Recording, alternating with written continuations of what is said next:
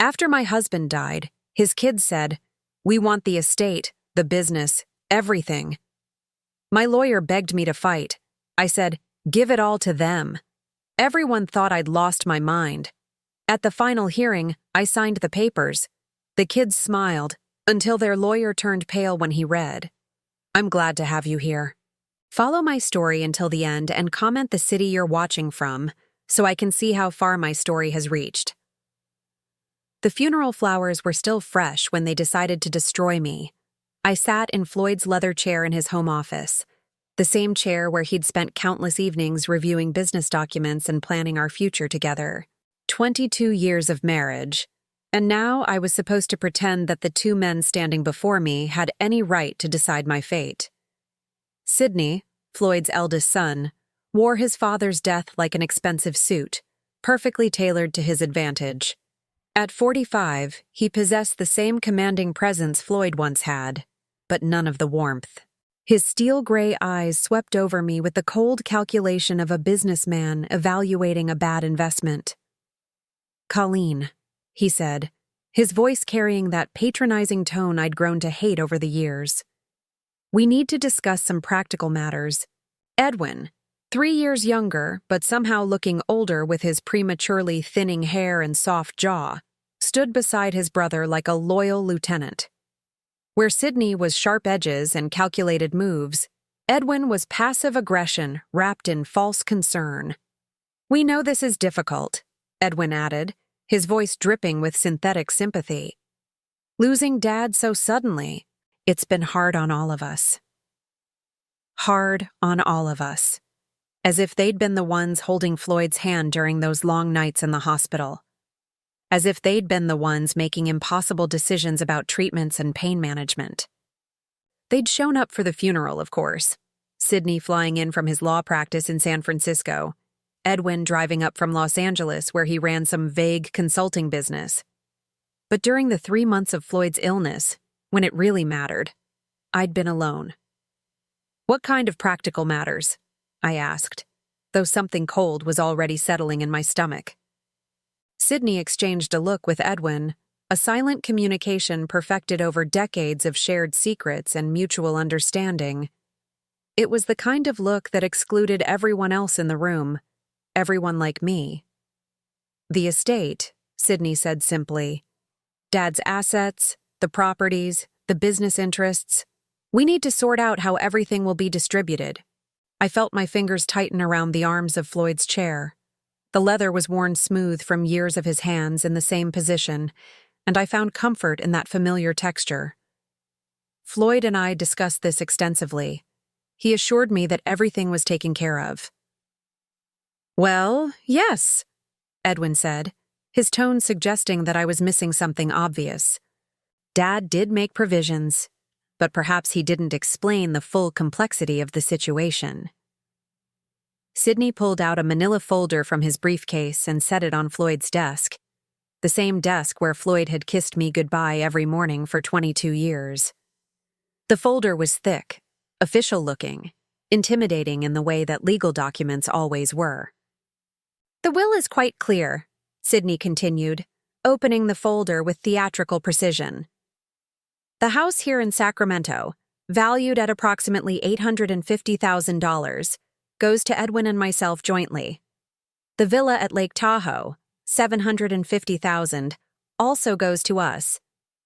The business assets, roughly $400,000, will be distributed between us as well." Each number hit me like a physical blow. Our home, the place where Floyd and I had built our life together, where we'd hosted Christmas dinners and anniversary parties, where we'd talked about growing old together, gone. The villa where we'd spent our honeymoon, where we'd celebrated our 10th anniversary, where Floyd had told me he loved me for the first time, gone. "And what about me?" I asked quietly. Edwin shifted uncomfortably, but Sidney's expression remained unchanged. "Well, naturally, there's the life insurance policy. $200,000. That should be more than sufficient for your needs going forward." $200,000 for a 63-year-old woman who'd given up her career to support her husband's family. For someone who'd spent the last 2 decades managing Floyd's household, entertaining his business associates, caring for him through his illness. $200,000 to start over. I see, I said, though I didn't see it all. This couldn't be right. Floyd had promised me that I'd be taken care of, that I'd never have to worry about security or stability. It's not personal, Colleen, Edwin said, and the false gentleness in his voice made my skin crawl. It's just that Dad always intended for the family assets to stay within the bloodline, you understand. Bloodline. As if the 22 years I'd spent as Floyd's wife, as Sydney and Edwin's stepmother, meant nothing. As if love and commitment were somehow less valid than genetics. Of course, Sydney added, we're not heartless. You can stay in the house for 30 days while you make arrangements. We think that's more than fair. Fair. They thought 30 days to uproot a life was fair. I looked around the office, taking in the familiar details that would soon belong to someone else. The bookshelf where Floyd kept his first edition novels, the window that looked out onto the garden we'd planned together, the small photograph on his desk, not of Sydney or Edwin, but of Floyd and me on our wedding day, both of us laughing at something I could no longer remember. There is one more thing, Sydney said, and something in his tone made me look up sharply. He pulled another document from the folder, this one smaller but somehow more ominous. Dad accumulated some significant medical bills during his final illness. The insurance covered most of it, but there's still about $180,000 outstanding. Since you were his wife and presumably made medical decisions jointly, the hospital and doctors are looking to you for payment. The room seemed to spin slightly. $180,000 in debt, with only $200,000 from the life insurance to cover it. That would leave me with $20,000 to rebuild my entire life. But surely the estate, I began. The estate assets are tied up in probate, Edwin interrupted smoothly. And given the specific terms of the will, those debts are considered separate from the inherited properties. It's unfortunate, but that's how these things work legally. I stared at them both, these two men who'd called me Mom at their father's funeral just 3 days ago. Sydney with his perfectly pressed suit and cold eyes. Edwin with his soft features and voice that suggested concern while delivering cruelty. I need some time to process this, I said finally. Of course, Sydney said, standing and straightening his jacket. Take all the time you need. But remember, the 30-day clock starts tomorrow. And those medical bills. Well, the longer they sit, the more complicated things become. They left me alone in Floyd's office, surrounded by the ghosts of our life together and the crushing weight of my new reality. The silence was deafening. No comfort, no reassurance, no suggestion that perhaps we could work together to find a solution that honored both Floyd's wishes and my basic human need for security. I sat there as the afternoon light shifted across the room, creating shadows that seemed to mock the brightness Floyd and I had once shared here. My hands found the small drawer in Floyd's desk where he'd always kept his personal items. Inside, beneath old receipts and business cards, my fingers touched something unexpected, a small key I'd never seen before. The key was old brass, worn smooth with handling. It didn't fit any lock I could think of in the house, but Floyd had kept it in his most private space. Why? As I held the key up to the light, I noticed Edwin's car was still in the driveway. Through the window, I could see him and Sydney standing beside it, their heads close together in animated conversation. They were celebrating, I realized, dividing up their inheritance, planning what they'd do with their newfound wealth. Neither of them looked back at the house where their stepmother, their father's wife, sat alone with the ruins of her life spread out before her. But as I watched them drive away, something strange happened. Instead of the despair I expected to feel, a different emotion began to take root. It started small, just a whisper in the back of my mind, but it grew stronger with each passing moment. They thought they'd won. They thought they'd successfully erased me from Floyd's legacy, reduced me to nothing more than an inconvenience to be managed with the minimum legal requirements. What they didn't know What they couldn't possibly know was that Floyd had always been more cunning than either of his sons realized, and after 22 years of marriage, some of that cunning had rubbed off on me. The key in my hand seemed to grow warmer as I held it, as if it were trying to tell me something. Tomorrow, I would find out what lock it opened. Tonight, I would let Sydney and Edwin enjoy their victory. Martin Morrison had been Floyd's attorney for 15 years, and in all that time, I'd never seen him look as uncomfortable as he did sitting across from me in his downtown office. His usually perfect composure was cracked, revealing the concerned man beneath the professional facade. "Colleen," he said, removing his glasses and cleaning them for the third time in 10 minutes. "I have to advise you in the strongest possible terms. This is not the right decision." The morning sun streamed through the floor-to-ceiling windows of his 15th floor office, casting everything in sharp relief. The Sacramento River glittered below us, and somewhere in those gleaming office buildings across the water, people were making rational decisions about their lives. I envied them. "I understand your concerns, Martin," I said, my voice steadier than I felt. "But my mind is made up." He set his glasses down and leaned forward, his expression earnest. "You could fight this. The will. There are irregularities, questions about Floyd's mental state during the final revision. We could contest it, delay probate, force Sydney and Edwin to negotiate." I'd spent the sleepless night reading and rereading the documents Sydney had left with me, trying to understand how Floyd, my Floyd, could have written me out of our shared life so completely. The language was cold, clinical, reducing 22 years of marriage to a few paragraphs about adequate provision and appropriate arrangements. "How long would a contest take?" I asked. "Months, possibly years. But Colleen, you'd have a real chance. I know Floyd, and this will. It doesn't match the man I knew. The man who spoke about you with such love and respect. Love and respect." Had I imagined all those conversations where Floyd assured me I'd be taken care of? Had I misunderstood his promises that I'd never have to worry about my future? And during those months or years, what would I live on? Sydney made it clear that the medical debts are my responsibility. $180,000, Martin. Even if I won a contest eventually, I'd be bankrupt long before then. Martin's jaw tightened. "Sydney and Edwin are playing hardball, but that's exactly why you shouldn't give them what they want. They're counting on you being too intimidated or too exhausted to fight." He was right, of course. Every instinct I had screamed that this was wrong, that Floyd had not intended to leave me with almost nothing while his sons inherited millions. But instincts didn't pay medical bills or put a roof over my head. "What if I just gave them everything they want?" I asked quietly. Martin blinked. "I'm sorry? What if I signed whatever papers they need, transferred all claims to the properties, walked away cleanly? How quickly could that be done?"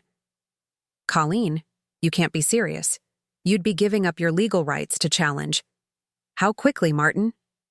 He stared at me for a long moment, his professional mask slipping to reveal genuine concern. "If you waived all claims and signed the proper releases, a week, maybe 2. But why would you even consider that?" I looked out at the river again, watching a small boat navigate the current. The boat's captain seemed to know exactly where he was going, following some invisible map that guided him safely to his destination. "Because fighting would destroy me," I said finally. "Even if I won, I'd be a different person by the end of it. Bitter, exhausted, broke. Maybe it's better to accept what's offered and build something new." Martin leaned back in his chair, studying me with the intense focus that had made him one of Sacramento's most successful attorneys. "Colleen, in 30 years of practice, I've never had a client voluntarily walk away from a 7-figure inheritance. There has to be something I'm missing here." There was something he was missing, but I couldn't explain it to him. Couldn't explain the certainty that had grown in me since finding Floyd's mysterious key. All night, I'd searched the house for what it might unlock, checking every drawer, every cabinet, every storage space I could think of. Nothing. But the key felt important. Felt like Floyd trying to communicate something from beyond the grave. "Maybe I'm just tired," I said. Tired of fighting, tired of being seen as the greedy stepmother who wants to steal the son's inheritance. Maybe it's easier to let them have what they think they deserve. What they think they deserve. Martin's voice sharpened. "Colleen, this isn't about what they deserve. This is about what Floyd intended. And I'm telling you as his attorney and friend, this will doesn't reflect his true wishes." Before I could respond, my phone buzzed. A text message from an unknown number. "Mrs. Whitaker, this is Edwin. Could we meet today to discuss timeline for property transfer? Want to make this as smooth as possible for everyone involved." The politeness was almost worse than Sydney's cold directness. At least Sydney didn't pretend to care about making things smooth for me. "They're already planning the transfer," I said, showing Martin the message. His face darkened. "They're rushing you. Classic pressure tactic. Colleen, I'm begging you to reconsider. Take time to grieve, to process what you've lost. Don't make irreversible decisions while you're in shock." But I wasn't in shock anymore. The numbness that had carried me through Floyd's illness and death was lifting, replaced by something that felt almost like clarity. I couldn't fight Sydney and Edwin with their lawyers and their sense of entitlement and their intimate knowledge of Floyd's business affairs. But maybe I didn't need to fight them directly. "If I were to sign the papers," I said slowly, "what exactly would I be signing away?" Martin sighed heavily, recognizing defeat. "All claims to the primary residence, the Lake Tahoe property, the business assets, any joint accounts or investments. You'd retain only the life insurance payout and any personal property that was specifically yours before the marriage. And in exchange? They'd agree to handle the medical debts from the estate funds before distribution. You'd walk away clear of those obligations." That was something, at least. It would leave me with the full $200,000 instead of just $20,000 after debt payments. Still not enough for long-term security, but enough to survive while I figured out what came next. "I need to see the exact language," I said. Martin opened his laptop and began typing. "I'll draft something that protects your interests as much as possible under the circumstances. But Colleen, once you sign this, there's no going back. You'll have no legal recourse if you later discover information that would have changed your decision." "I understand." But even as I said it, I wondered if I really did understand. The key in my purse seemed to grow heavier, a constant reminder that Floyd had left me something, some message or instruction that I hadn't yet deciphered. Was I making a terrible mistake by giving up so easily? Or was I being guided by an instinct that ran deeper than logic? My phone buzzed again. This time it was Sydney. "Mother, we appreciate your cooperation in this difficult time. Edwin and I want to make the transition as painless as possible. Perhaps we could finalize everything by the end of the week." Mother. He called me mother when he wanted something, but it rang hollow now. Where had that familial concern been during Floyd's final months when I'd sat alone in hospital waiting rooms? "They want everything signed by the end of the week," I told Martin. "Of course they do. The faster they can get your signature, the less time you have to change your mind or seek a second opinion." He looked at me intently. "Colleen, there's something about this whole situation that feels wrong to me. Sydney and Edwin are acting like they're afraid you might discover something that would complicate their inheritance. Men don't typically rush through probate unless they have reason to worry." That thought had occurred to me too. In all the years I'd known Sydney and Edwin, they'd never been particularly efficient or urgent about anything. Sydney was methodical to a fault, and Edwin was positively leisurely in his approach to business. This sudden push for quick resolution felt out of character. "Maybe they're just eager to move on," I said, though I didn't believe it myself. "Or maybe they know something you don't." Martin closed his laptop and leaned forward again. "Colleen, I'm going to ask you one more time. Will you at least take 48 hours to think about this? Sleep on it. Talk to a friend, a counselor, Someone who isn't emotionally invested in the outcome. I almost laughed. A friend? Floyd and I had been each other's best friends for 22 years. We'd let other friendships fade as we'd focused on building our life together, entertaining his business associates, managing his household. I'd been Floyd's wife, Sydney and Edwin's stepmother, but I'd never quite figured out who I was as an individual woman. "I don't need 48 hours, I said. "I've already decided." Martin studied me for a long moment, then nodded slowly. "All right. I'll draft the papers, but I want everything in writing. Their agreement to handle the medical debts, a clear timeline for when you'll receive the insurance payout, and a clause that protects you from any future claims related to Floyd's estate." "Thank you. Don't thank me yet. I'm about to help you make what might be the biggest mistake of your life." As I left Martin's office and walked through the marble lobby toward the elevator, I caught a glimpse of my reflection in the polished walls. The woman looking back at me was someone I barely recognized. Older, certainly, but also somehow more solid, more present. For 22 years, I'd been Floyd's wife, defined by my relationship to him and to his sons. For the first time since his death, I was being forced to figure out who Colleen Morrison Whitaker was when stripped of those roles. The elevator doors opened, and I stepped inside. As we descended toward the parking garage, I touched the key in my purse one more time. Floyd had left me something, I was sure of it, and whatever it was, Sydney and Edwin didn't know about it. The key opened a safety deposit box at First National Bank on J Street, a box I never knew existed. I'd spent 2 days methodically searching every inch of our house, growing more frustrated with each empty drawer and meaningless cabinet. It wasn't until I was going through Floyd's wallet, the one the hospital had returned with his personal effects, that I found the small business card tucked behind his driver's license. First National Bank, with a handwritten number on the back, 379. The bank manager, a kind woman named Patricia who remembered Floyd from his occasional visits, led me down to the vault with appropriate sympathy. "Mr. Whitaker was very specific about this box," she said as we descended the marble steps. "Only you and he had access. He opened it about 6 months ago." 6 months ago. Right around the time Floyd's health had started declining, when he'd begun having those mysterious business meetings that he'd never quite explained to me. The box was larger than I'd expected, and heavier. Patricia left me alone in the small viewing room, and with trembling fingers, I lifted the metal lid. Inside were documents, lots of them.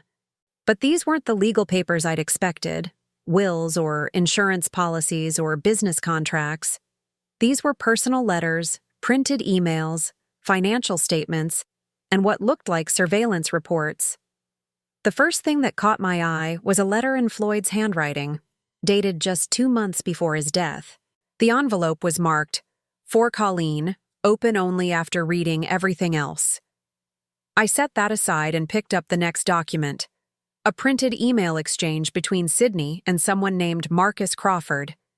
The timestamp showed it was from 8 months ago, and as I read, my blood grew cold. "Marcus, Dad's getting worse.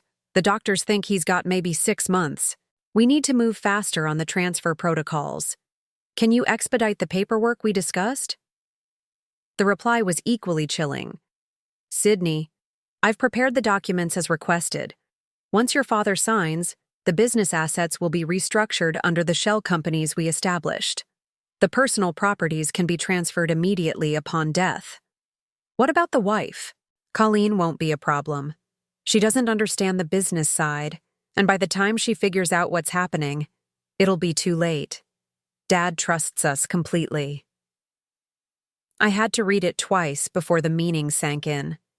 They'd been planning this for months. While I was caring for Floyd, driving him to doctor appointments, managing his medications, his sons were plotting to steal not just from me, but from their own father.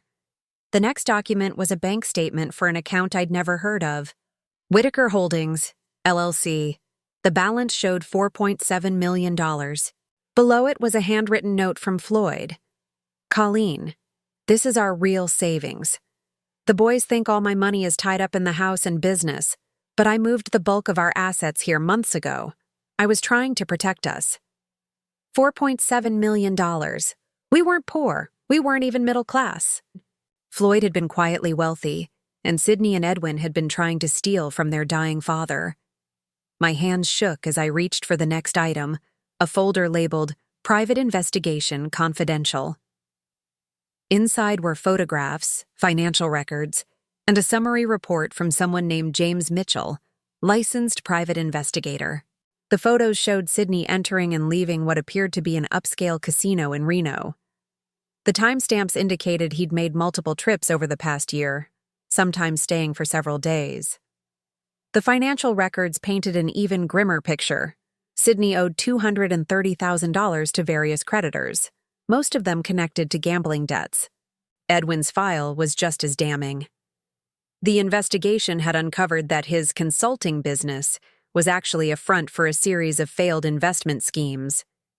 He'd lost nearly $300,000 of other people's money, including funds that belonged to several elderly clients who'd trusted him with their retirement savings. Both of Floyd's sons were drowning in debt and legal troubles.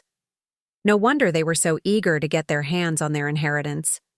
But the most devastating document was a medical report dated 3 months before Floyd's death. It wasn't from his regular doctor. This was from a neurologist I'd never heard of. The summary was brief but conclusive. Patient shows no signs of cognitive impairment or diminished capacity. Mental faculties remain sharp and decision-making ability intact. Sydney and Edwin had been suggesting to anyone who would listen that Floyd's illness was affecting his judgment, that he wasn't capable of making sound decisions about his estate. But this report proved otherwise. Floyd had been completely mentally competent right up until the end. The final document in the folder was a copy of a different will, not the one Sydney had shown me, but one dated just 6 weeks before Floyd's death. This will left everything to me, with modest trust funds for Sydney and Edwin that would pay out annually, but couldn't be accessed all at once. A note in the margin, in Floyd's handwriting, read, "Original held by Mitchell and Associates, not Morrison Firm." My heart pounded as the pieces fell into place. There were 2 wills. Sydney and Edwin had somehow gained access to an older version and were using it to claim their inheritance, while the real final will was safely hidden with a different law firm. But why hadn't this Mitchell and Associates contacted me after Floyd's death? Why was I only discovering this now? I reached for Floyd's letter with trembling hands and carefully opened the envelope. "My dearest Colleen," it began, "if you're reading this, then I'm gone and the boys have shown their true colors. I'm sorry I couldn't tell you about all of this while I was alive, but I needed to be sure of what they were planning." The letter went on to explain how Floyd had grown suspicious when Sydney and Edwin suddenly became so attentive during his illness. Not out of love, but because they were positioning themselves to control his estate. He'd hired the private investigator, moved the money, and created the elaborate plan to protect me. The boys think they're inheriting the house and the business, but what they don't know is that I've mortgaged both properties heavily in the past year. The house has a $1.2 million lien against it, and the business owes $800,000 to creditors. They're not inheriting assets. They're inheriting debt. I stared at the letter, hardly believing what I was reading. Floyd had essentially given Sydney and Edwin a poison pill, disguised as an inheritance. "The life insurance policy they mentioned is real," the letter continued. "But it's not for $200,000. It's for $500,000, and the extra money is meant to help you start over. Martin Morrison was never supposed to handle my estate. I fired his firm 2 months ago, but didn't tell him. The boys must have convinced him to represent the family after my death." The final paragraph brought tears to my eyes. "I know this seems cruel, but I couldn't stand by and watch them steal from you the way they've been stealing from everyone else. They made their choices, Colleen. Now they have to live with the consequences. You deserve better than what they were planning to give you.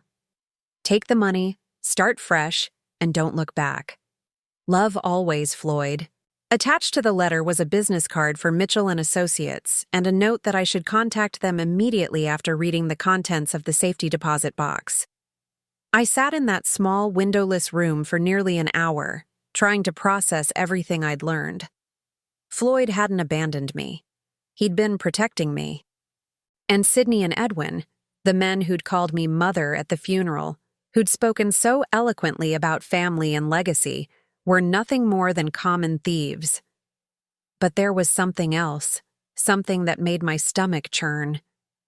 If Sydney and Edwin were so desperate for money that they'd steal from their dying father, what would they do when they discovered their inheritance was actually a mountain of debt? Would they come after me? Would they try to force me to help them out of the financial hole Floyd had dug for them?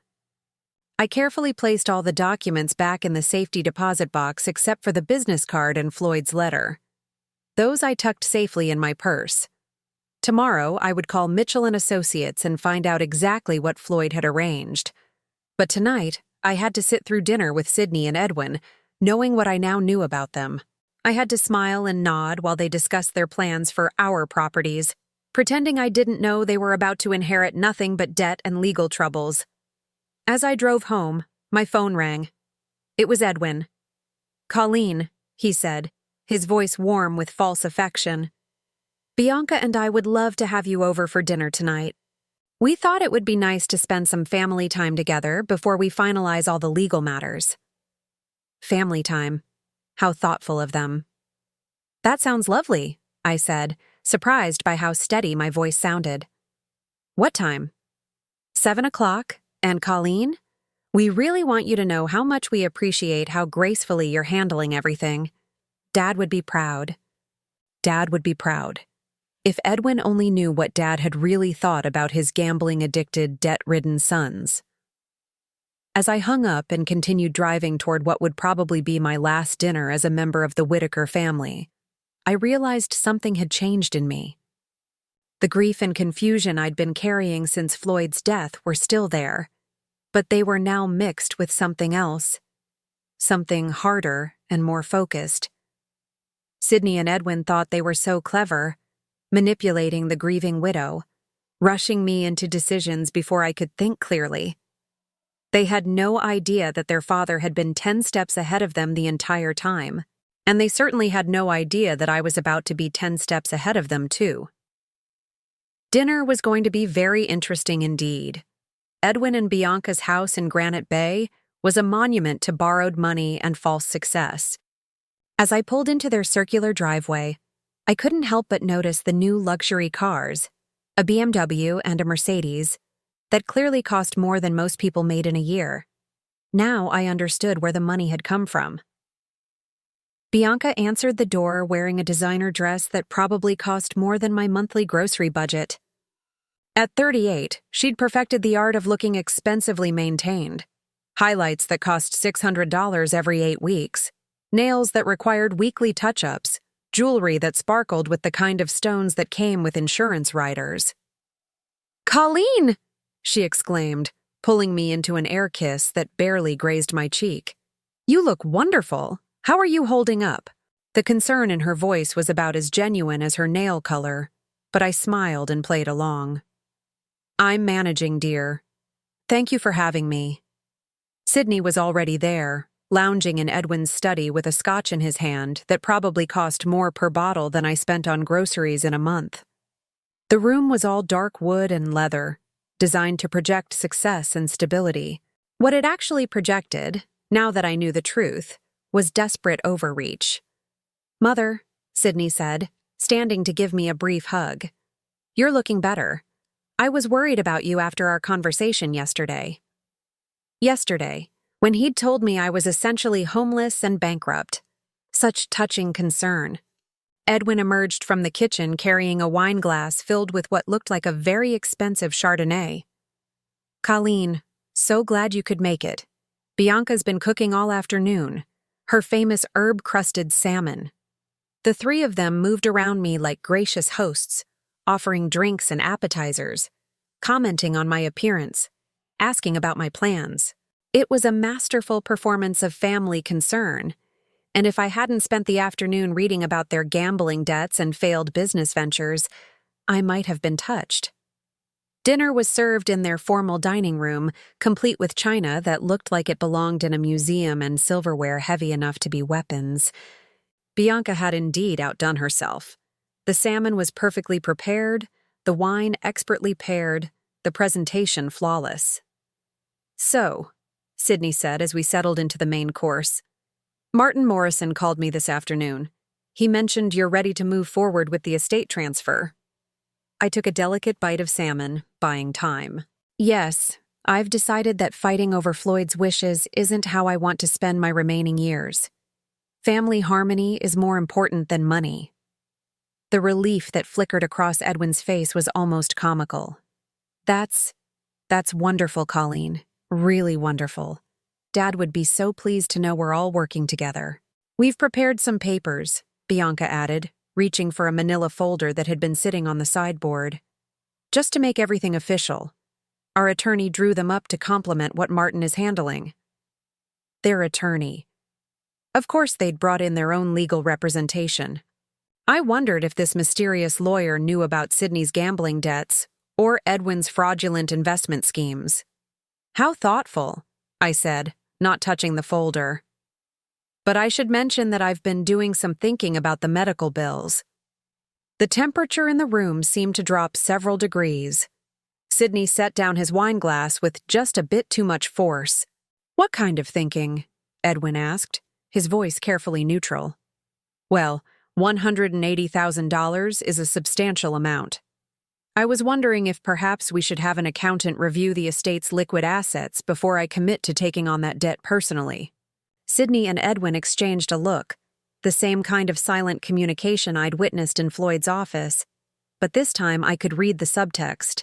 They were afraid I might discover something. "Colleen," Sydney said carefully, "I thought we'd explain that the estate assets are tied up in probate. The medical bills are separate from the inheritance." "Of course," I said pleasantly. "But Floyd was always so meticulous about his record-keeping. I'm sure there must be documentation of exactly what debts belong to the estate versus what's considered personal responsibility." Bianca laughed, the sound just a bit too bright. "Oh, Edwin handles all that boring financial stuff.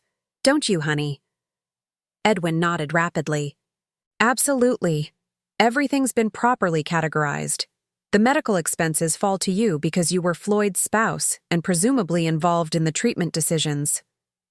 "That makes sense," I agreed. Although I do find it interesting that Floyd never mentioned being worried about medical costs.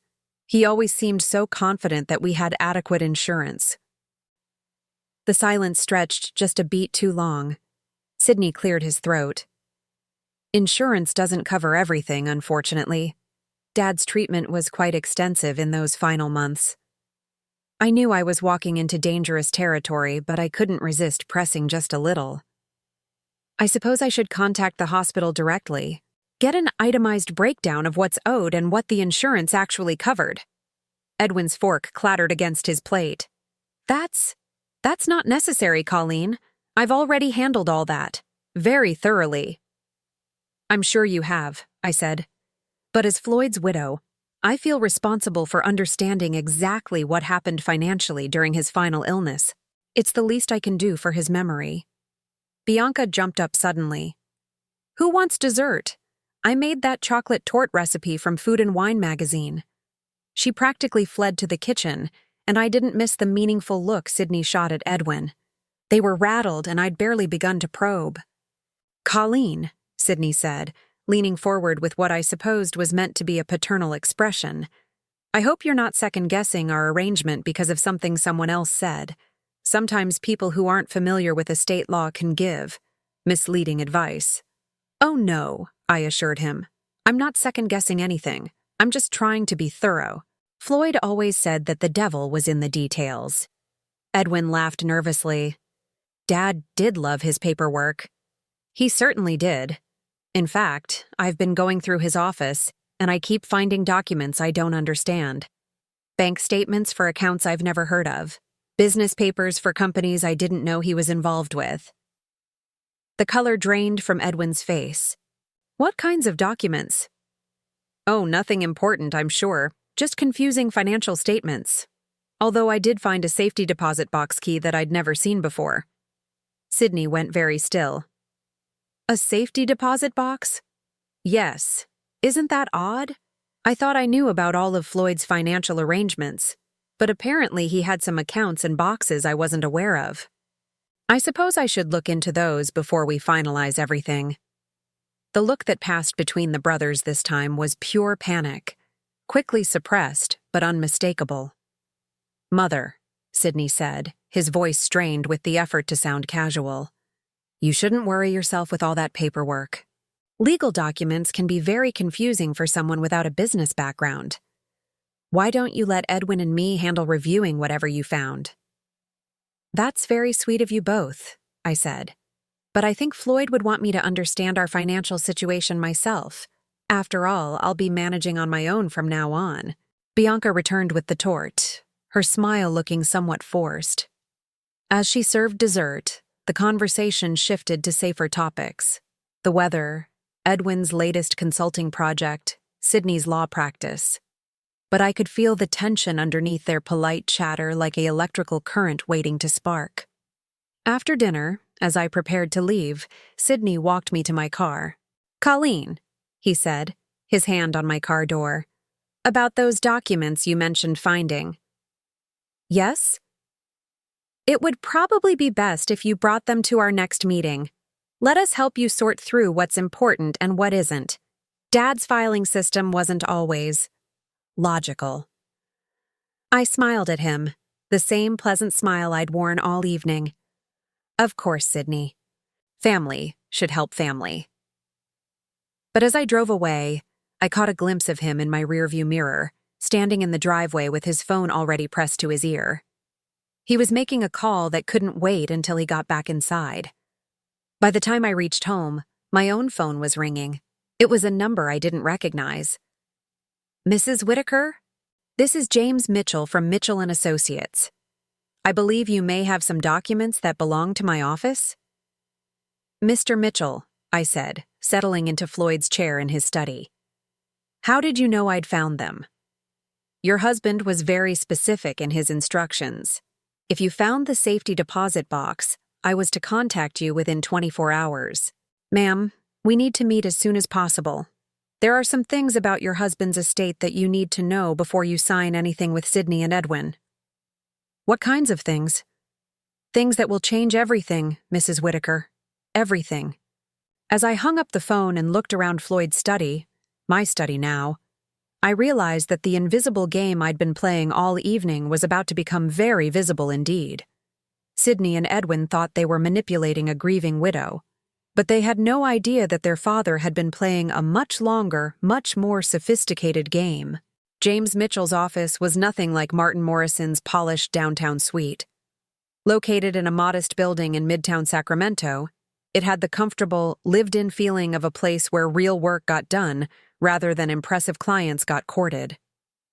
Mitchell himself was a surprise, a soft-spoken man in his 60s with kind eyes and hands that showed he'd worked for everything he'd earned. Mrs. Whitaker, he said, rising from behind a desk that was organized chaos incarnate. Thank you for coming so quickly. Please sit down. We have a lot to discuss.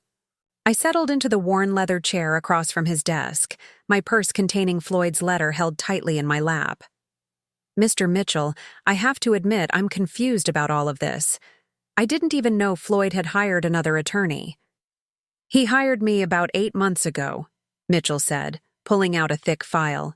Initially, it was just to conduct a discreet investigation into some financial irregularities he'd noticed. But as we uncovered more information, my role expanded significantly. He opened the file, and I could see it contained copies of many of the same documents I'd found in the safety deposit box, along with others I hadn't seen. Your husband was a very thorough man, Mrs. Whitaker. When he realized what his sons were planning, he developed a comprehensive strategy to protect you and ensure they faced consequences for their actions. The investigation showed they were stealing from him? Mitchell nodded grimly. Sydney had been forging his father's signature on loan documents. using the family business as collateral for his gambling debts. Edwin was worse. He'd been systematically transferring funds from client accounts into his own shell companies. Both of them were facing potential criminal charges if their activities came to light. I felt a chill settle over me. Criminal charges? Grand larceny, wire fraud, elder abuse. Your husband could have had them both arrested. Instead, he chose a more creative form of justice. Mitchell pulled out a different set of documents and spread them across his desk. These are the real estate records for the house and the Lake Tahoe property. As of 6 months ago, both properties are leveraged to the maximum. Your husband took out mortgages totaling $1.2 million on the house and $800,000 on the villa. But why would he do that? We owned both properties free and clear. Because he knew Sydney and Edwin would inherit them, and he wanted to ensure they inherited the associated debts as well. The money from those mortgages? It's sitting safely in the Whitaker Holdings account that only you can access. My head spun as I tried to process what he was telling me. So when they inherit the properties, they inherit properties worth approximately $1.6 million, but with mortgages totaling $2 million. They'll owe $600,000 more than the houses are worth. That's not possible. They showed me the will. They showed you an outdated will, Mitchell interrupted gently. One that was superseded by a final version your husband executed 6 weeks before his death. The real will leaves everything to you, with the stipulation that if you choose, you can gift the properties to Sydney and Edwin. The choice is entirely yours. He handed me a copy of the real will. As I read through the legal language, one clause stood out. I leave the decision of what, if anything, my sons Sydney and Edwin shall inherit entirely to my beloved wife Colleen, trusting in her wisdom and judgment to determine what they truly deserve. Floyd left it up to me, I whispered. He did. And Mrs. Whitaker, there's more. The life insurance policy isn't for $200,000. It's for $500,000. And there's an additional policy for $300,000 that Sydney and Edwin don't know about. $800,000. Combined with the money Floyd had moved to the protected accounts, I wasn't just secure, I was wealthy. But here's the most important part, Mitchell continued. Your husband documented everything. Every forged signature, every fraudulent transfer, every lie Sydney and Edwin told during his illness. If you choose to pursue criminal charges, we have more than enough evidence to ensure convictions. The room seemed to tilt slightly as the full scope of Floyd's plan became clear. He hadn't just protected me. He'd given me the power to decide Sydney and Edwin's fate. What happens if I don't pursue charges but also don't give them the properties? They get nothing. They inherit their father's love and their childhood memories, and that's all. Meanwhile, they're still facing the debts they've already accumulated, and the creditors who've been waiting for their inheritance to pay them back won't be very understanding. Before I could respond, my phone rang. It was Sydney. Don't answer it, Mitchell advised. Not yet. There are a few more things you need to know. But the phone kept ringing, and something in the persistence of it made me uneasy. Finally, I picked up. Colleen? Sydney's voice was strained, almost frantic. We need to talk. There's been a development. What kind of development? Someone from Mitchell & Associates called Edwin this morning. They claim to have documents that supersede the will we've been working with. This is very concerning, Colleen. We think someone might be trying to defraud the estate. I looked at Mitchell, who was shaking his head with what might have been amusement. Sydney, I don't understand. What kind of documents? Legal papers that don't make sense. Listen, Mother. I think you should come to Martin Morrison's office immediately. We need to sort this out before you sign anything or make any decisions you might regret. The urgency in his voice was telling. They'd discovered they weren't inheriting what they thought, and they were panicking. I'll be there in an hour, I said, and hung up. Mitchell leaned back in his chair. So, Mrs. Whitaker, the moment of truth has arrived. What do you want to do? I stared down at the documents spread across his desk, evidence of years of manipulation and theft, proof of Floyd's careful planning, and the legal foundation for whatever choice I made next. I want to understand something, I said slowly. If I give them the properties with the mortgages, are they legally obligated to pay those debts? Absolutely. The mortgages transfer with the properties. They'd have 30 days to refinance or assume the loans, or face foreclosure. And given their existing debts and credit problems, no bank would refinance them. They'd lose the properties and still owe the deficiency balances. I thought about dinner the night before, about Bianca's designer dress and the expensive cars in their driveway, about Sydney's casual arrogance and Edwin's false concern. I thought about 22 years of being treated as an outsider in my own family, of being dismissed and patronized and ultimately betrayed. But mostly, I thought about Floyd, lying in that hospital bed, knowing what his sons were planning, working even in his final weeks to protect me from their greed. Mr. Mitchell, I said, standing up and smoothing my skirt. I believe it's time for Sydney and Edwin to learn about the consequences of their choices. As I drove to Martin Morrison's office, my phone buzzed with a steady stream of increasingly desperate text messages. Sydney, Mother, please don't sign anything until we sort this out. Edwin, Colleen, there are people trying to take advantage of your grief. Be careful. Bianca, we're all family here. Don't let strangers come between us. Family.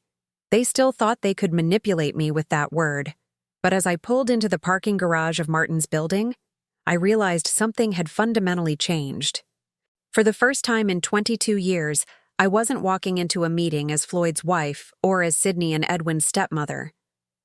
I was walking in as Colleen Whitaker, a woman with $5.7 million, complete legal documentation of her stepson's crimes, and the power to decide their future.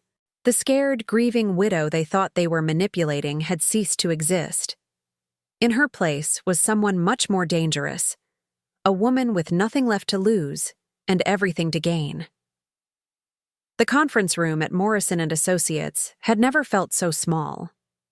Sydney and Edwin sat on one side of the polished mahogany table, their faces pale but determined. Martin Morrison occupied the head of the table, looking more uncomfortable than I'd ever seen him. James Mitchell sat beside me, a thick briefcase at his feet and the calm demeanor of a man who held all the cards.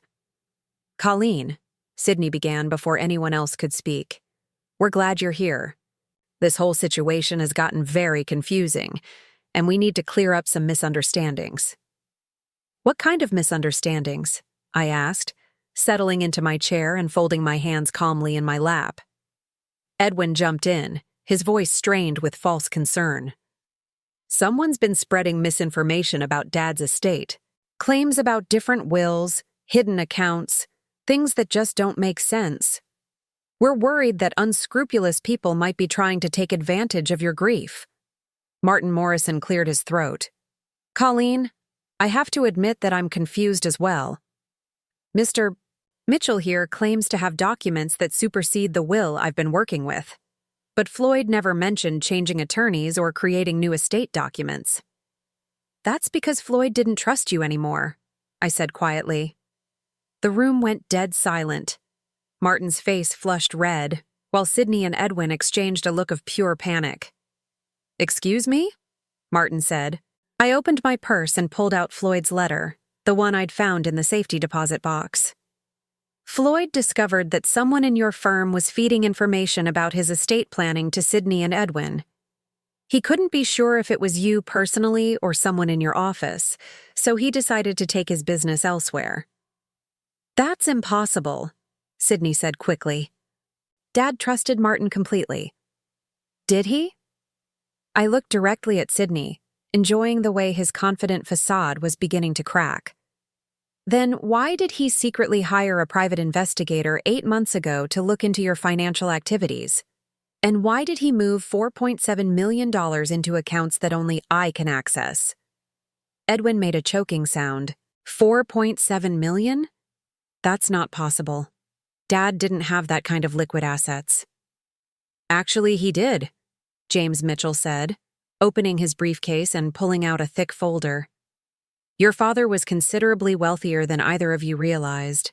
He'd been quietly building a portfolio for years, specifically to ensure Colleen's security after his death. He spread documents across the table: bank statements, investment records, property deeds. The house you think you're inheriting? It has a $1.2 million mortgage against it. The villa at Lake Tahoe? $800,000 in liens. Your father took out these loans specifically to saddle any inheritance with debt. Sydney's face had gone from pale to gray. You're lying. I'm afraid not, Mitchell continued calmly. Your father documented everything very carefully, including your gambling debts, Sydney, $230,000 to various creditors, and Edwin's fraudulent investment schemes, which have cost his clients nearly $300,000. This is harassment, Edwin said, his voice cracking. You can't prove any of this. Mitchell smiled and pulled out another folder. Actually, I can. Bank records showing forged signatures on loan documents, wire transfer records proving embezzlement, recorded phone conversations where both of you discussed manipulating your father's estate while he was dying in the hospital. The temperature in the room seemed to drop 10 degrees. Martin Morrison was staring at the documents with the horrified expression of a man realizing he'd been completely played. Colleen, Sydney said, his voice now openly desperate. Surely you don't believe these fabrications. We're family. We love you. Family, I repeated. The way you loved me when you told me I was inheriting $20,000 after 22 years of marriage. The way you loved me when you gave me 30 days to find somewhere else to live. Bianca, who had been silent until now, suddenly spoke up. This is all just a misunderstanding. We can work this out. We can make adjustments. Actually, I interrupted, there's nothing to work out. The real will, the legally binding one, leaves everything to me. The choice of what, if anything, Sydney and Edwin inherit is entirely mine. I reached into my purse and pulled out another document. This is a gift deed I had prepared this morning. I'm giving you exactly what you tried to give me. Sydney grabbed the document and read it quickly, his face cycling through confusion, understanding, and finally horror. You're giving us the house and the villa, Edwin said slowly. But with the mortgages. That's correct. You'll own properties worth approximately $1.6 million, with associated debts of $2 million. That leaves you $600,000 in the hole, which seems fitting given your existing financial difficulties. You can't do this, Sydney said, but his voice lacked conviction. Actually, I can. It's exactly what Floyd intended. He wanted you to face the consequences of your choices. Martin Morrison finally found his voice. Colleen, this is extremely irregular. Perhaps we should take some time to consider all options. No, I said firmly. I've considered everything. Sydney and Edwin can accept their inheritance as offered, or they can walk away with nothing. Those are their only options. And if we refuse? Edwin asked. James Mitchell answered. Then Mrs. Whitaker will pursue criminal charges for elder abuse, grand larceny, and wire fraud. The evidence is overwhelming. You'd both be looking at significant prison time. The silence stretched on for what felt like hours. I could see Sydney's mind working, trying to find an angle, a way to negotiate or manipulate the situation. Edwin just looked defeated. Finally, Sydney spoke. What do you want from us? I want you to sign the papers accepting the inheritance as offered. I want you to agree never to contact me again unless it's through attorneys. And I want you to understand that this is what your father chose for you, not out of hatred, but because you forced his hand. Bianca started crying. This will ruin us. We'll lose everything. You should have thought about that before you started stealing from your dying father, I said without sympathy. Edwin looked up at me with something that might have been respect. He really planned all of this? Every detail. Your father was much smarter than either of you ever gave him credit for. In the end, they signed. They didn't have a choice. The alternative was prison, and even in their desperation, they weren't quite ready to risk that. As they filed out of the conference room, Sydney paused at the door. This isn't over, Colleen. Yes, it is, I replied calmly. It's completely over.